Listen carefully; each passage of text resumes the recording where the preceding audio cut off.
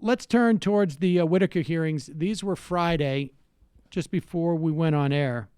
There was no big takeaways from this. Other than that, Whitaker, I think, largely was playing to and I think other people have said this, to an audience of one. He was looking for, it seems to me, either another job in the administration or a job back in the conservative movement from whence he came. So when he says to the chair of the committee, God, I can't even remember his name right now. Who is it? Yeah, Nadler. When he says to Nadler, you've used up your 5 minutes. Like an a-hole, that was a calculated attempt to be an a-hole.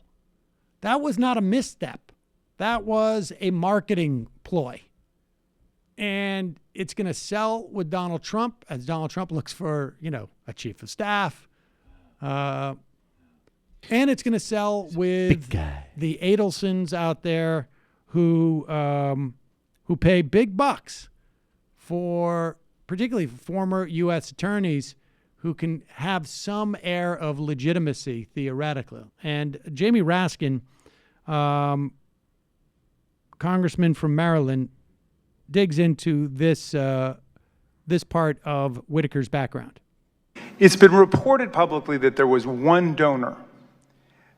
And as we understand it, I think you're testifying today that you were the sole employee of the group. So there was one donor and one employee. Do you know who the donor was? All right, pause it. We should just be clear. He was a one-man political action, not political action group, but I think advocacy group. I don't know what the name of it was. It's like yeah, here it is. It's like the judicial, something like, and understand, this is not unprecedented. The Catholic League, do people remember that with that guy? Oh, yeah, I do. I can't remember his name now. But he was this Catholic guy who would, No, every time somebody would say anything about Bill Donahue, anytime anybody would say anything critical of the church, Bill Donahue would show up on television as the president of the Catholic League. Well, he was not only the president, it was like sort of like, I'm not only president, I'm a client, I'm also the sole member. I'm also the treasurer. I'm also the vice president. And a lot of those relationships with kids was very romantic. I thought you guys were opposed to homophobia. He had a secretary in his office, and that was it. That was the organization.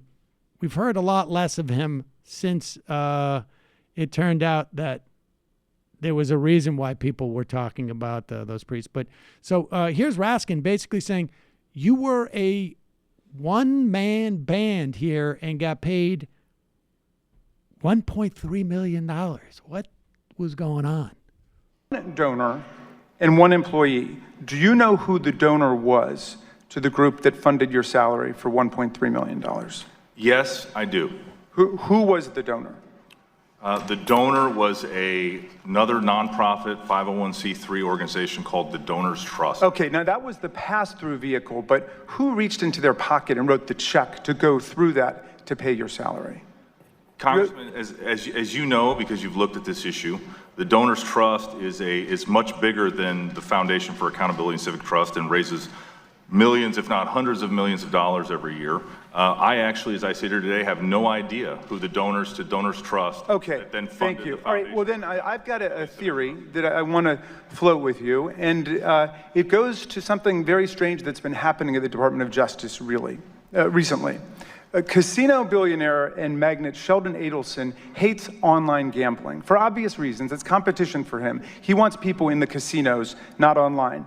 And he spent more than $1 million lobbying Congress to override a 2000 opinion by the Office of Legal Counsel, DOJ, saying that the Wire Act plainly prohibits only sports gambling online, not gambling in the states, which is why Florida, Pennsylvania, New Jersey, lots of states have built important businesses for themselves online.